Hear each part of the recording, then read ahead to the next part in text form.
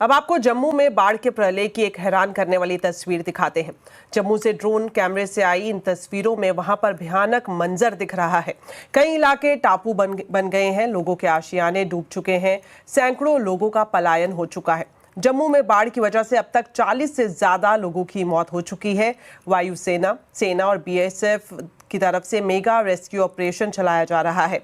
इनके साथ स्थानीय लोग भी ऐसे हालात में मोर्चा संभाले हुए हैं। वहीं जम्मू में आई विनाशकारी बाढ़ का असर रेल यातायात पर बड़े स्तर पर पड़ा है। अब तक राजधानी दिल्ली से जम्मू डिवीजन की 70 ट्रेनों को कैंसिल किया जा चुका है। साथ ही आईआरसीटीसी को मंत्रालय की तरफ से टिकट कैंसिलेशन का रिफंड 24 घंटे के अंदर जारी करने के निर्देश भी दिए गए हैं। इसके अलावा रेलवे की तरफ से यात्रियों की सुविधा के लिए स्टेशनों पर हेल्प डेस्क भी लगाए गए हैं।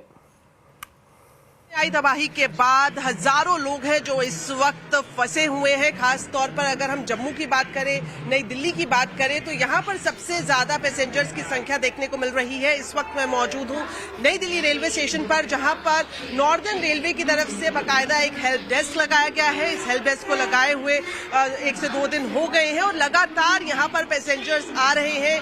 कई सारी उनकी क्वेरीज है। अभी भी कुछ ऐसे पैसेंजर्स हैं जिनको समय पर यह जानकारी नहीं मिल पा रही है कि जम्मू में जिस तरह से बर्बादी हो रही है, खराब मौसम है, उसके चलते ट्रेन उनकी कैंसिल हो गई है। यही वजह है कि आप देख सकते हैं यहाँ पर लोग आ रहे हैं, हेल्प डेस्क पर पूछताछ कर रहे हैं और जो भी उनकी समस्या है उसका समाधान किया जा रहा है। मैं आपको बता दूं कि अब तक जो है 67 के करीब ट्रेनें हैं जो नई दिल्ली से जम्मू की तरफ जाती है, उन्हें पूरी तरह से कैंसिल कर दिया गया है और कई ट्रेनें ऐसी हैं जिसे कुछ कहा जाए कि थोड़े वक्त के लिए सस्पेंड भी किया गया है। और अब आप देख सकते हैं यहाँ पर पैसेंजर्स की संख्या जो पूछताछ कर रहे हैं। और एक और जानकारी मैं आपको देना चाहूंगी कि जो भी इस तरह के पैसेंजर्स जम्मू में फंसे हुए हैं, उनके लिए नॉर्दर्न रेलवे की तरफ से एक अनरिजर्व्ड स्पेशल ट्रेन चलाई जा रही है, जो यहाँ पर जो जम्मू में फंसे हुए पैसेंजर्स हैं उनको दिल्ली लेकर आएगी। अरे मैं आपको दे दूं कि जिन लोगों के टिकट कैंसिल किए गए हैं, जिन पैसेंजर्स के टिकट कैंसिल किए गए हैं,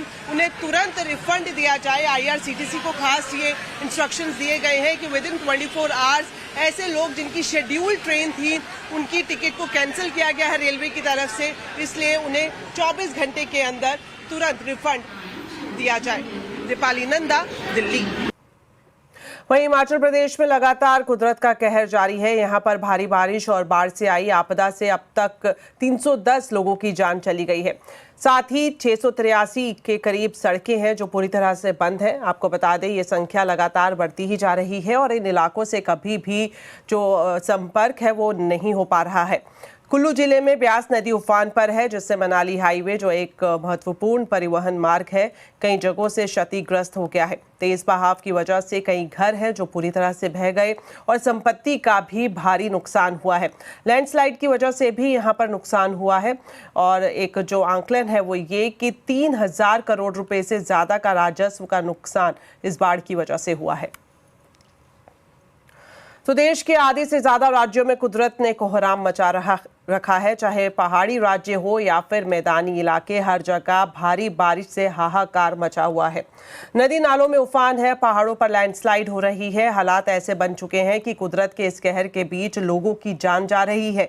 जम्मू कश्मीर से लेकर पंजाब तक नदियों के किनारे जो इलाके हैं वो पूरी तरह से डूब चुके हैं। हर जगह रेस्क्यू अभियान चलाया जा रहा है। इन 8 तस्वीरों के जरिए समझिए कि किस तरह से बादलों के रौद्र रूप से हर जगह हाहाकार मचा है।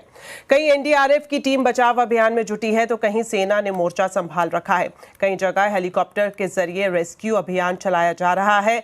बाढ़ में फंसे लोगों की जिंदगियां बचाई जा रही हैं।